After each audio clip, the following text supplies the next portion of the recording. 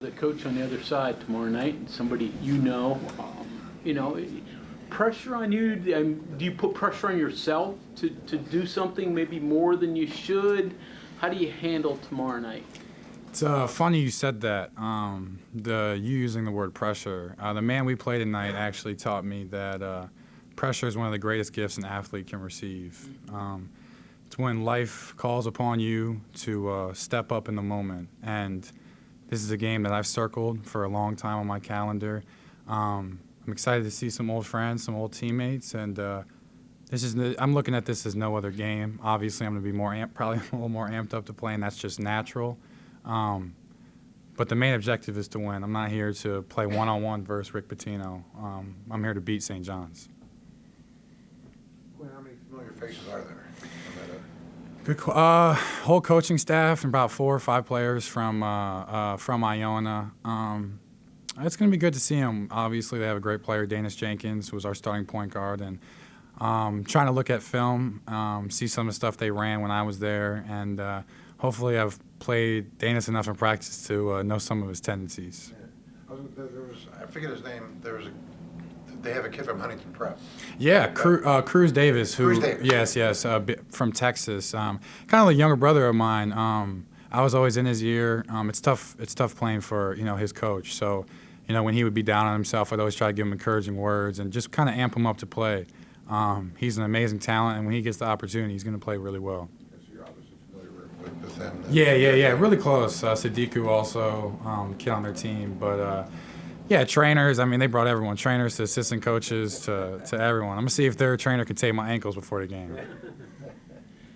So when when you talk to them out and your coaches, obviously they're watching tape, they got a scout, but do you go in there and say, this kid doesn't go left? Do you give any tips, or do they know it all already? Yeah, they're obviously doing a great job of doing a scout for the game.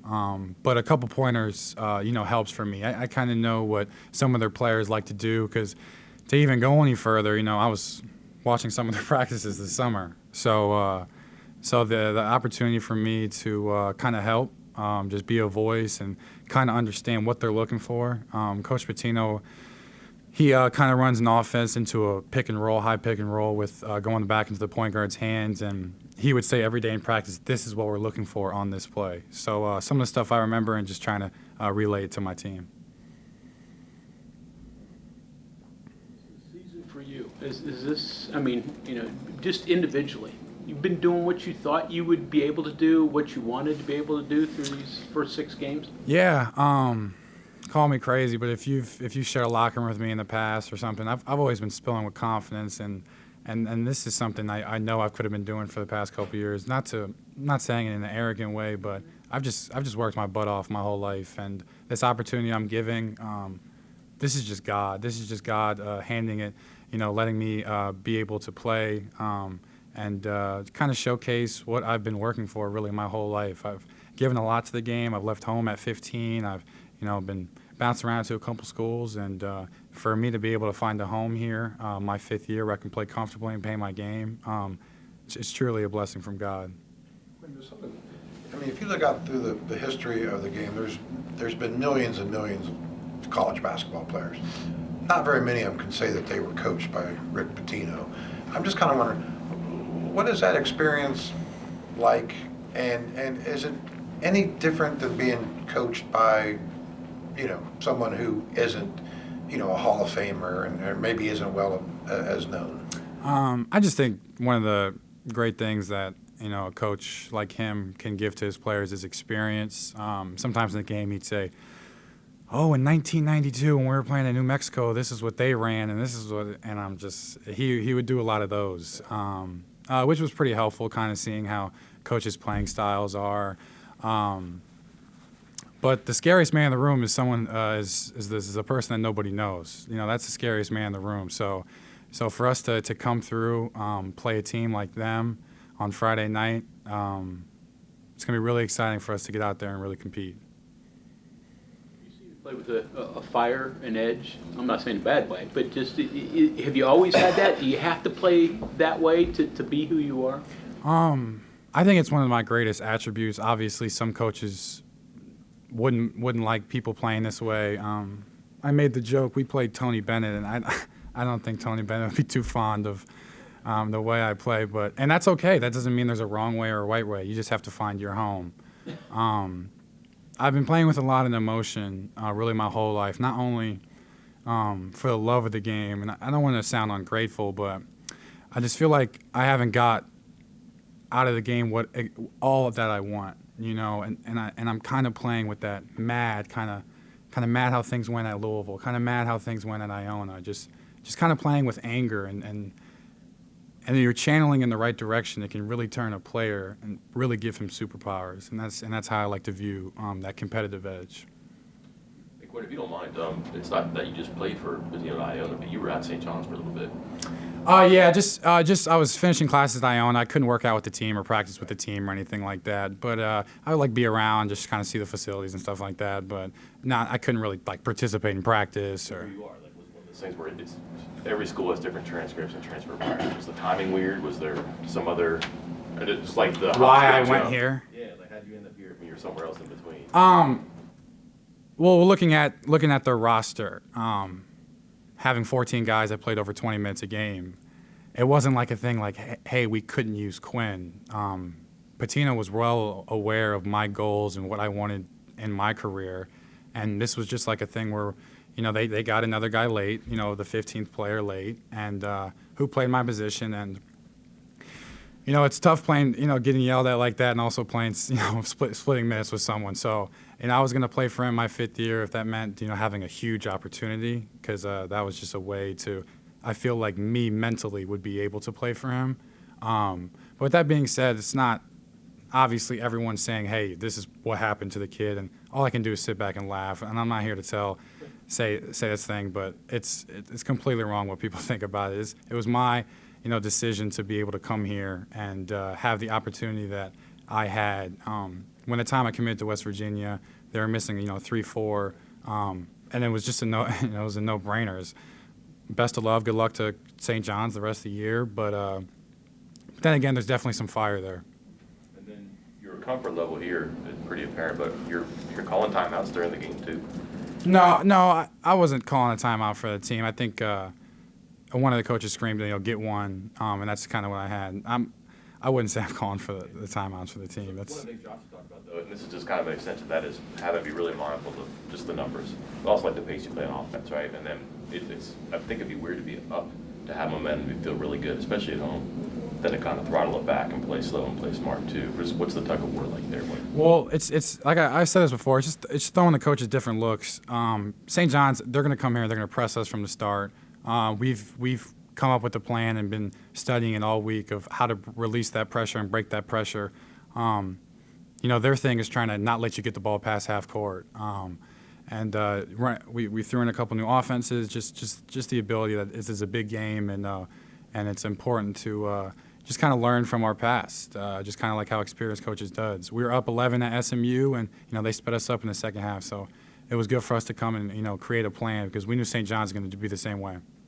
When you were talking about your passion and energy, how you've had this game circled. Coach earlier was talking about the conversations he's had with you and just trying to make sure everything's channeled in the right. Will that be difficult in this game for you? I mean, with all the circumstances surrounding it. It's probably an unfortunate time for me to say this because I did receive a tech against the Virginia game, but it was the first one in my career. He wanted to push a freshman of mine, so it was just me being a captain, sticking, looking up for him. And it's one of those things that a basketball player has to go through. You see these videos of you've been playing basketball for 18 years. You know what a dirty play is. So when someone takes a kid out the air, do you start something? Do you let it slide? Then you have NBA players tweeting, "Hey, I would have done this or I would have done that," and that's the unfortunate spot. But I think my emotions are very, very helpful for this team. In terms of the small amount of bodies we have, my voice is super important to the practice, the team success, and just the ability to get guys going. I have so much trust in my teammates, and I don't want to sound like that, but I had Virginia, people tweeting at me about the only people that matter are my teammates, my coaches, and if my energy gets my teammates going, then it's a no-brainer. That's what I'm going to do. Getting closer and closer to Kerr coming back. Has this team changed style-wise when he gets on the court? Yeah. Well, Kerr's ability to create on his own is unbelievable. I mean, not to talk him up too much because he always laughs at me when I do, but like he is a program-changing player. Like you are bringing in the #1 point guard in the country. Like obviously everyone's head's on fire right now because of all the things that are going on, but 100%. If hopefully we can get Raekwon Battle back too, but I mean 100% we will be adding the #1 point guard in the country to our team, and I mean, that's going to get – we talk about getting Jesse more looks. I mean, Jesse's going to be able to catch more lobs. Some of my points may not be as hard. I don't have to dribble, spin.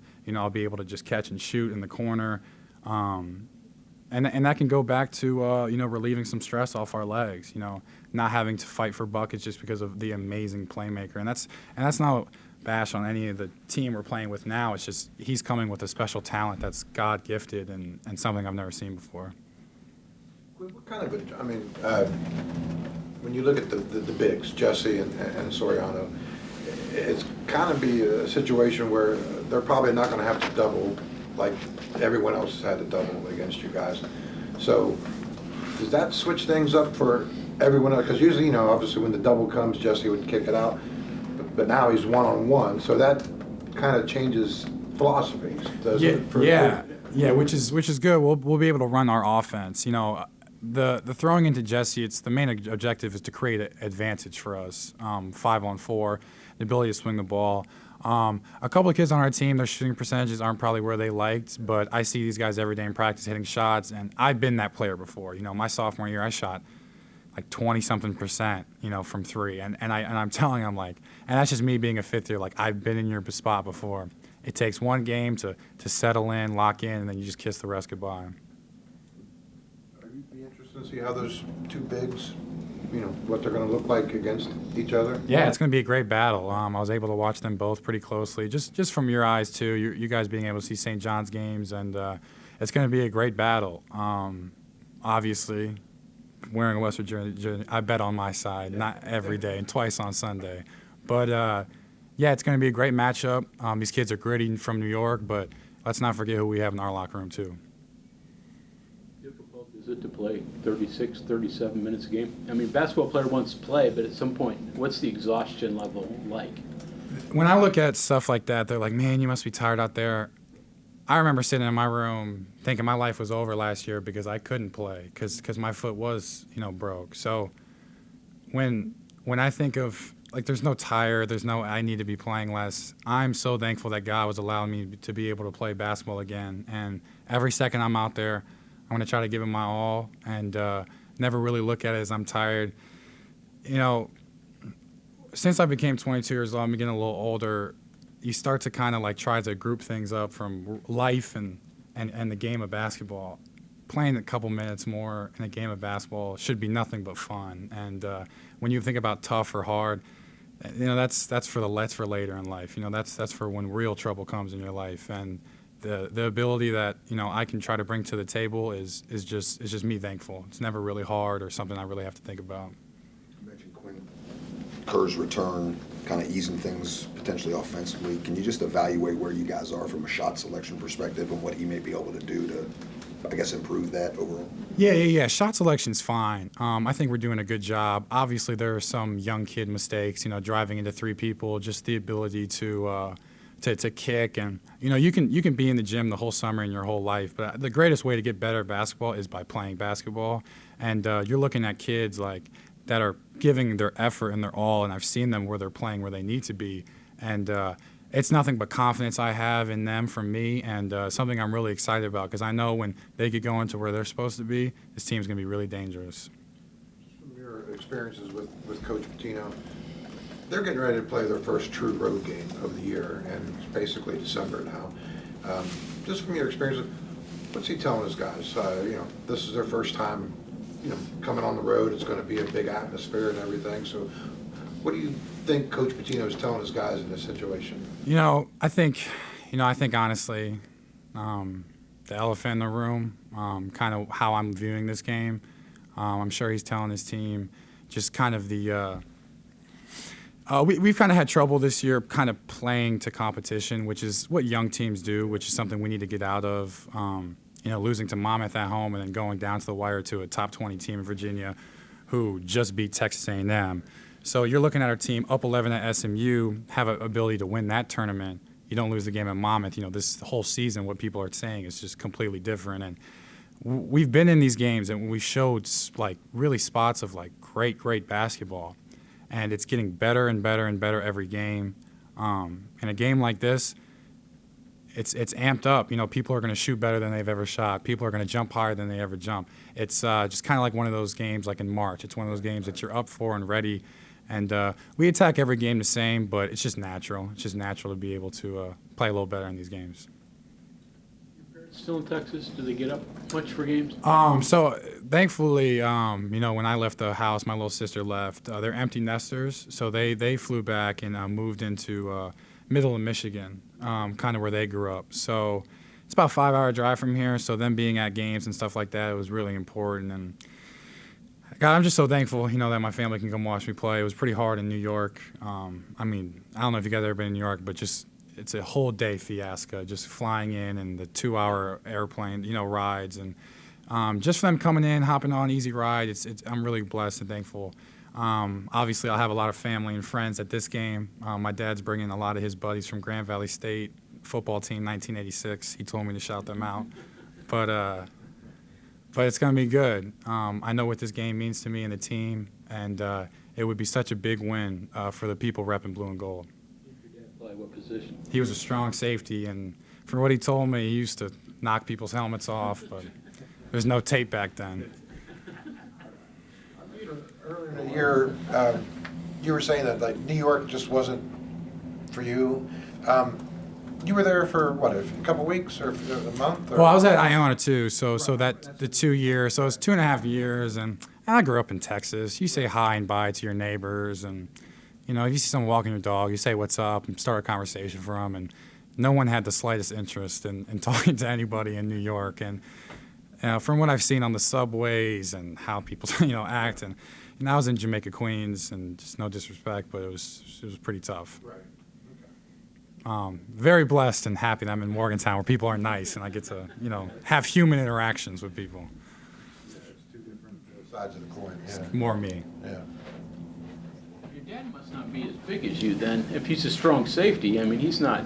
Yeah, we're 6'8", looking at 6'9". Division II. And he was like 5. He was a late grower. He was like 5'10" in high school. Then he jumps to 6'3" in college, and who knows back then? He was probably running a 5'4", 40, and stuff like that. But no, it's he claims that the toughness and stuff was from him, and my mom claims it was from her. But I don't know. I'm gonna have to find some tapes. His defensive back coach was Brian Kelly, which is a cool little fun fact. So he's repping Notre Dame, watching Notre Dame games, and now I guess he thinks he's an LSU fan. He's like, Dad, he doesn't know you. He's like, no, I'd say what's up to him if I saw him. And It wasn't Flintstone era. wasn't Flintstone era. He's probably hiding them. That's actually a good point. He probably didn't say the number of interceptions was correct. He said. Thanks, Quinn. Thank you, guys.